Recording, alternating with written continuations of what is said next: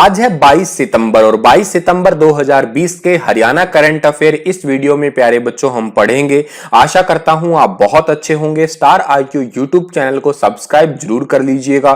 Star IQ PDF के नाम से टेलीग्राम चैनल है, इसे भी आप ज्वाइन करिएगा। स्टार आईक्यू क्विज के नाम से टेलीग्राम ग्रुप है, आप इसे भी ज्वाइन कर सकते हैं। कल मैंने आपसे सवाल पूछा था, उसका सही जवाब क्या है? ब्रिटिश सेफ्टी काउंसिल द्वारा जिंदल स्टेनलेस स्टील हिसार हरियाणा को किस पुरस्कार से सम्मानित किया गया? तो इस क्वेश्चन का सही आंसर था अंतरराष्ट्रीय सुरक्षा पुरस्कार 2020। एक्चुअल में क्या है कि जिंदल इंडस्ट्रियल एरिया के अंदर जितने भी वर्कर्स काम करते हैं, तो ये वर्कर्स की सुरक्षा के लिए सबसे अग्रणी औद्योगिक एरिया जो है, इसीलिए इसको ब्रिटिश सेफ्टी काउंसिल द्वारा अवार्ड दिया गया है आपका। आगे बढ़ते हैं और आज का पहला क्वेश्चन पढ़ते हैं हम लोग। मुख्यमंत्री कोरोना राहत आपदा कोष में जमा हुई राशि से किसी की सहायता करने के लिए किस नाम से ई बुक तैयार की गई है? अभी हाल ही में मुख्यमंत्री जी ने घोषणा की कि हमारे जो कोरोना राहत पैकेज है ना, इसमें काफी सारे पैसे पड़े हैं, तो क्यों ना भाई इनका यूज ही कर लिया जाए। तो इसके लिए इन्होंने ई बुक तैयार की है और इस ई बुक का नाम क्या है? सेवा ही संगठन ई बुक। सी ऑप्शन जो है इस क्वेश्चन का हमारा बिल्कुल ठीक है, सेवा ही संगठन ई बुक। ये अभी लॉन्च की है हरियाणा के मुख्यमंत्री और के साथ में ओपी धनखड़ भी, जो कि भाजपा के प्रदेशाध्यक्ष हैं वर्तमान में। इन्होंने इस बुक को तैयार कर दिया। अब इससे क्या होगा? इसमें जितने भी पैसे पड़े हैं, इसके लिए कमेटी गठित की जाएगी और जितने भी आपके लोग हैं जो कि जिनको वास्तव में जरूरत है, उनको जो है राशन के पैकेट पहुंचाए जाएंगे। तकरीबन 13 लाख से अधिक जो है राशन के पैकेट पहुंचाए जा चुके हैं ऑलरेडी और आगे आने वाले टाइम में सूखे राशन के पैकेट पहुंचाए जाएंगे, ठीक है। और इसके अलावा जो है बिस्किट के पैकेट या और यूं कहिएगा जितने भी जरूरत की दवाइयां वगैरह है वो पहुंचाई जाएगी इस ई बुक के या सेवा ही संगठन ई बुक के माध्यम से। आगे बढ़ते हैं तो हाल ही में कोरोना मरीजों की समस्याओं के समाधान के लिए कितने सदस्यों की टीम का गठन किया गया है? तो अभी आपको मैंने रिसेंटली क्वेश्चन पढ़ाया था कि होम क्वारंटाइन जितने भी है उनकी निगरानी करने के लिए चंडीगढ़ में या पंचकुला में जितने भी अधिकारी बैठे हैं वो एक कमेटी का गठन करेंगे। ये तो निर्णय हो चुका था और वो ही डायरेक्ट निगरानी करेंगे। अभी कितने सदस्यों की कमेटी का गठन किया गया है? तो ये किया गया है 11 सदस्यों की कमेटी का गठन किया गया है। टीम का प्रभारी किसे बनाया गया है? सिविल सर्जन जिनका नाम है डॉक्टर विनीत यादव, उनको बनाया गया है, ठीक है। और होम आइसोलेशन वाले जितने भी मरीज है उनके स्वास्थ्य से संबंधित जितनी भी जानकारियां होती है वो सारी की सारी जो है पंचकुला और चंडीगढ़ में अधिकारी बैठे हैं, उनको हर रोज शाम को जो है जमा करवाया जाएगा। मतलब सुबह 9 बजे से 5 बजे तक के बीच में जो है कोरोना के जितने भी पेशेंट है जो होम क्वारंटाइन है उनको मॉनिटर किया जाएगा और शाम के टाइम में उनकी जो है वो दिनचर्या को रिकॉर्ड करके शाम तक बताया जाएगा, ताकि जो है आगे आने वाले टाइम में जो है और अगर कोरोना का कोई पेशेंट होता है तो उनको किस तरीके से ठीक किया जा सकता है, कैसे कैसे उनके अंदर इजाफा हो रहा है। पैरासीटामोल है, पैरासीटामोल का कितना असर दिख रहा है उन्हें, या उन्हें क्या कहते हैं हाइड्रोक्सी क्लोरोक्विन का कितना असर दिख रहा है, कोई भी दवाई है उसका कितना असर दिख रहा है, गर्म पानी से क्या बेनिफिट हो रहा है, ठंडे पानी से क्या हो रहा है, ये सारी चीज जो मॉनिटर करने के लिए ये कमेटी जो है बनाई गई है। और आगे बढ़ते हैं हम लोग। हरियाणा के किस जिले में आरपीएफ प्रभारी बिरबल कुमार को आरपीएफ में 2 बार आईजी अवार्ड से सम्मानित किया जा चुका है? तो ये बिरबल कुमार जो है ये है हिसार के, ठीक है। ए ऑप्शन जो है इस क्वेश्चन का हमारा बिल्कुल ठीक है। इसको आरपीएफ यानी कि रेलवे प्रोटेक्शन फोर्स में तैनाती के दौरान अब तक उन्हें 2 बार आईजी, 1 बार डीएसजी और 1 बार डीआरएम अवार्ड से सम्मानित किया जा चुका है। 1995 में सेना में तैनाती हुई थी। जम्मू कश्मीर में आतंकियों के छक्के छुड़ाने का काम भी इन्होंने किया था। और बिरबल कुमार ने ड्यूटी के साथ साथ एक अनूठी पहल भी शुरू की है, जिसका मतलब है कि जिस भी स्थान पे पोस्टिंग हो वह रेलवे स्टेशन और उसके आसपास के एरिया को हरा भरा करने का काम करते हैं। इसी वजह से इनको जो है अवार्ड दिया गया है। तो ये सेना में, लेकिन जहां पे भी रहते हैं वहां से ये उस एरिया वहां के रेलवे स्टेशन को सुधारने की कोशिश करते हैं ये। वैसे ये है कहां के बिरबल कुमार? मूल रूप से हांसी के हैं, ये हिसार में हांसी जो पड़ता है। और 1986 में सेना में हेड कांस्टेबल के पद पे तैनात रहे हैं ये। इसके अलावा ये जो है महाराष्ट्र, असम, मणिपुर, केरल, त्रिपुरा ऐसे जगह जगह पे इन्होंने जो है तैनाती की है। 2001 में रिटायर हो गए थे। 2009 में आरपीएफ में सिलेक्शन हो गया और सेना में तैनाती के दौरान ही इन्होंने पौधारोपण का शौक था। जैसे मैंने आपको बताया, जहां भी जिस भी सेना में थे उसके आसपास में जो है वे पौधे वगैरह लगाते थे। फिर आरपीएफ में हुए तो आरपीएफ में तो पौधे लगा ही रहे हैं ये, बिल्कुल ठीक है, बहुत सारे पौधे लगा रहे हैं। जैसे हिसार रेलवे स्टेशन और उसके आसपास के रेलवे स्टेशन है ना, वहां पे अशोक है, नीम है, इसके ऐसे पीपल है, ऐसे 200 से ज्यादा पौधे ये लगा चुके हैं। अब हिसार की बात हुई है, हिसार में Nagauri gate, Mori gate, Delhi gate, Talaki gate, ऐसे कई सारे गेट है। इनकी वजह से ये काफी ज्यादा फेमस है। फिरोज शाह ने जो एक किले का निर्माण करवाया था, ठीक है, इसे हम लोग जो है आज गुजरी महल के नाम से भी पुकारते हैं। गुजरी महल है मतलब फिरोज शाह का। और जहाज भी है एक, जो कि एक जैन मंदिर में है, ठीक है, वर्तमान में। हड़प्पा सभ्यता का मुख्य केंद्र है, राखीगढ़ी हिसार में ही पड़ता है, ठीक है। और प्राचीन समय में यहाँ पे बहुत सारी आदिवासी जनजाति रहती थी, जैसे एक भरत है, पुरु है, मुजावत्स है, महावृष प्रमुख है, ये कई सारी जनजातियां रहती थी यहाँ पे, ठीक है। आदिवासी जनजाति मतलब वर्तमान में हम लोग जनजाति कह देते हैं, पुराने जमाने में इन्हें आदिवासी कहा करते थे, ठीक है। चलो आगे बढ़ते हैं। तो हाल ही में हरियाणा के किस जिले में करनाल की तर्ज पर पाम रोड बनाया जाएगा? पाम रोड बनाया जाएगा हिसार के अंदर। इस क्वेश्चन का आंसर भी हिसार जिला ही है आपका। सी ऑप्शन जो है इस क्वेश्चन का हमारा वो बिल्कुल ठीक रहेगा। और सीएम सिटी करनाल की तर्ज पे ही वार्ड 14 में पार्षद अमित ग्रोवर द्वारा सेक्टर 16-17 की मेन रोड को पाम रोड बनाया जाएगा। और इस रोड पर सैकड़ों की संख्या में वाशिंगटना पाम और बॉटल पाम लगाए जाएंगे, ठीक है। और शहर का हरा भरा करने का ही सीधा सा उद्देश्य है इससे, ताकि ज्यादा से ज्यादा ऑक्सीजन बने, लोग सुबह शाम घूमे तो उनको शुद्ध हवा मिले, ठीक है। और इस ग्रीन बेल्ट को डेवलप करने के लिए 74 लाख रुपए का खर्चा आएगा। और 2.5 किलोमीटर रोड पे एचयू की तर्ज पे जो है विकसित किया जाएगा। जैसे एचयू के अंदर बहुत सारे पौधे वगैरह है, तो ऐसा भी किया जाएगा, ठीक है। और हिसार के बारे में तो आपको मैं पहले ही पढ़ा चुका हूं। जल शक्ति मंत्रालय ने हरियाणा का किस जिले को ओडीएफ प्लस में टॉप 10 जिलों में चुना है? बहुत बहुत इंपॉर्टेंट क्वेश्चन है।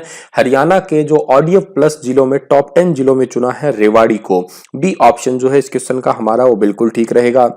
रेवाड़ी के अंदर जो है खोल खंड का गांव डाणी कोलाना, यूं तो गांव अभी तक जो है खास पहचान नहीं थी, लेकिन अब जो है देश भर में इसको आदर्श गांव के बनाने के लिए दौड़ में शामिल हो चुका है, ये समझिएगा। जल शक्ति मंत्रालय के प्रधानमंत्री अवार्ड के लिए इस गांव की बदौलत से जो है ये जिला शॉर्टलिस्ट किया गया है, ठीक है। क्योंकि टॉप 10 के अंदर खुले में सोच मुक्त में जो है रेवाड़ी जिले का नाम आया है, तो इस गांव की वजह से ही आया है। ओडीएफ का मतलब होता है ओपन डिफेक्शंस फ्री, प्लस में जो है देश के टॉप 10 जिलों में चुना गया इसे। और गांव को पहले या द्वितीय पुरस्कार के लिए चुना जाता है तो 2 अक्टूबर को पीएम के हाथों इसे सम्मान भी मिलेगा, क्योंकि 2 अक्टूबर को हम लोग गांधी जयंती के अलावा जो है वो स्वच्छता दिवस भी मनाया करते हैं।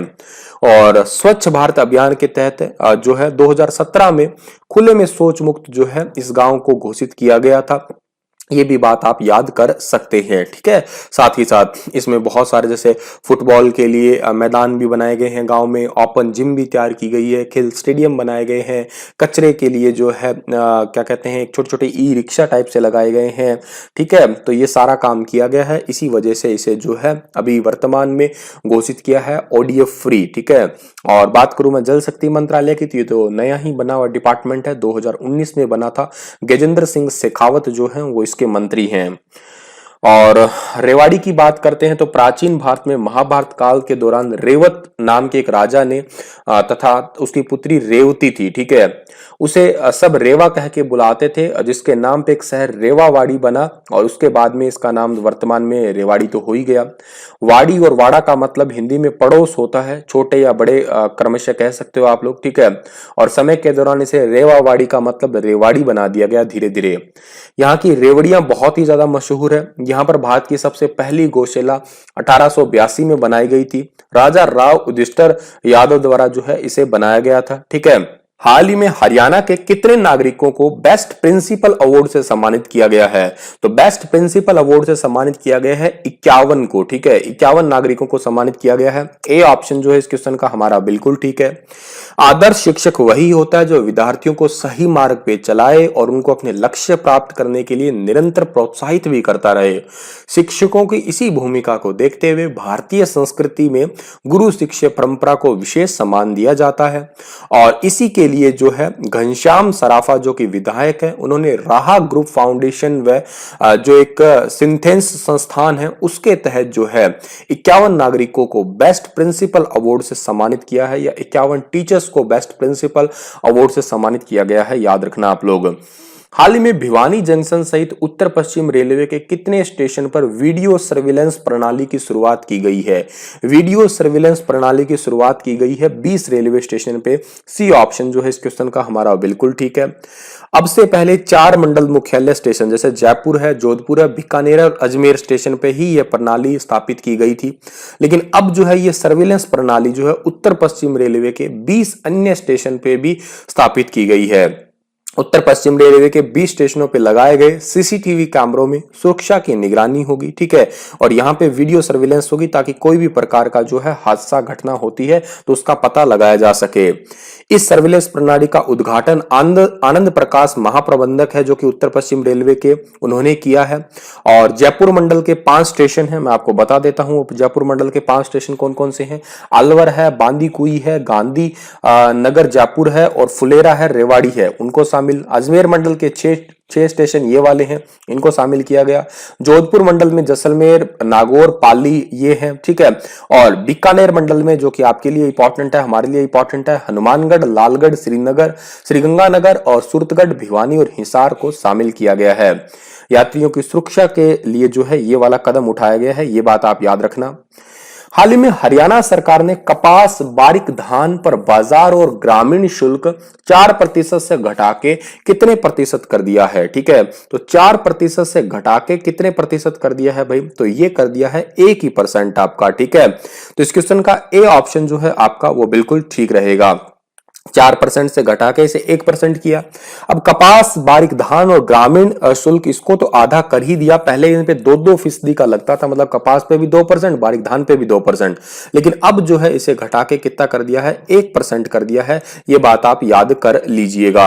अब ये आधा तो कर दिया, ये तो बात ठीक है, हमें समझ में आ ही गई है। और दूसरी बात ये है कि यहाँ पे किसानों का एक तो मुद्दा ये भी था कि हम आड़तियों को ही फसल बेचेंगे, मतलब आड़तियों से ही डायरेक्ट भुगतान वगैरह लेंगे, तो ये काम भी जो है उन्हीं के आधार पे छोड़ दिया, उन्हीं के विकल्प के आधार पे छोड़ दिया।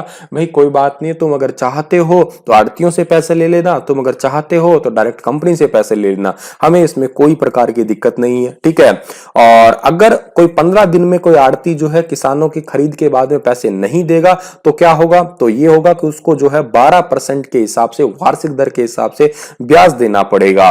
अभी वैसे खरीद जो है वो 7 अक्टूबर से स्टार्ट कर दी जाएगी और सीमांत के किसान हैं आसपास के, वो भी बेच सकेंगे हरियाणा में आके, उनके लिए 15 तारीख जो है वो डिसाइड की गई है, 15 अक्टूबर।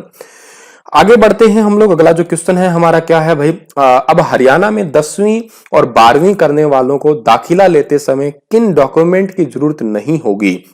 तो अब 10वीं और 12वीं करने वालों को जो है हरियाणा के अंदर अगर दाखिला लेना है तो उनको ना ही तो डोमिसाइल की जरूरत होगी, ना ही उन्हें इनकम सर्टिफिकेट की जरूरत होगी। तो आपका सी ऑप्शन जो है इस क्वेश्चन का हमारा बिल्कुल ठीक रहेगा, मतलब इन दोनों ही डॉक्यूमेंट्स की जरूरत नहीं होगी। और के अलावा जो है अभी हाल ही में ये ऐसी घोषणा की क्यों है? क्योंकि अभी लॉकडाउन का टाइम था, इस वजह से डॉक्यूमेंट्स वगैरह जो है वो नहीं बनवा पाए थे। ITI में भी एडमिशन लेते टाइम पे इन्हीं नियमों को पालन किया जाएगा। ITI में भी डोमिसाइल और इनकम सर्टिफिकेट जो है उनको मान्य नहीं किया जाएगा वर्तमान में, तो ये बात आपको याद रखनी है। और अगला क्वेश्चन हमें पढ़ना है, तो क्या है? हरियाणा में गेहूं का MSP 50 रुपए से बढ़ा के 1975 रुपए पर क्विंटल कर दिया, और सरसों और चने में भी जो है कितने रुपए का इजाफा किया गया है? तो सरसों और चने के अंदर जो है 225 रुपए का इजाफा किया गया है। ये बहुत बहुत इंपॉर्टेंट क्वेश्चनों में से एक क्वेश्चन है। उसका कारण ये है कि वर्तमान में सबसे ज्यादा चर्चा में यही बात है, और जो बात ज्यादा चर्चा में रहती है वही पेपर में पूछी भी जाती है आपकी, ठीक है। बाकी तो बात मैंने आपको बता ही दी है, लेकिन ये बात आपको जो है अच्छे से याद रखनी है। और सितंबर के महीने के अंदर 6 फसलों का MSP 6% तक बढ़ा दिया गया।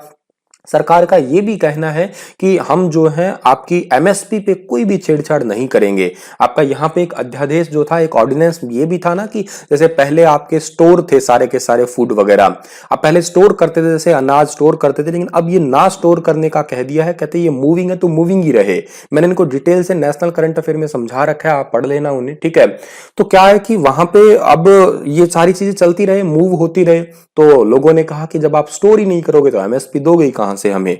तो इसी वजह से जो है सरकार ने कहा हम एमएसपी के साथ कोई छेड़छाड़ नहीं करेंगे। इवन दुष्यंत चौटाला ने तो ये तक कहा है अगर एमएसपी के साथ छेड़छाड़ हुई तो मैं तुरंत इस्तीफा भी दे दूंगा।